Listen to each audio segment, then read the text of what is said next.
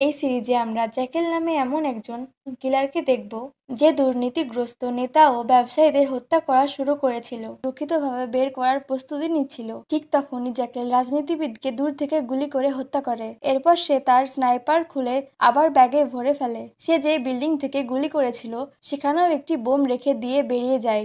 মাত্র কয়েক মিনিটে পুলিশ এসে যায়। তারা তল্লাশি শুরু করার আগেই বোমা বিস্ফোরণ ঘটে। বিস্ফোরণে অনেক পুলিশ আহত হয়। দৃশ্য কেটে যায়। এবার আমরা পরিচিত হই বায়োনিকা নামের একজন এজেন্টের সঙ্গে, যিনি MI6 এর জন্য কাজ করে। এই এজেন্সি বড় বড় মিশন সম্পূর্ণ করে এবং বড় অপরাধীদের ধরার কাজ করে।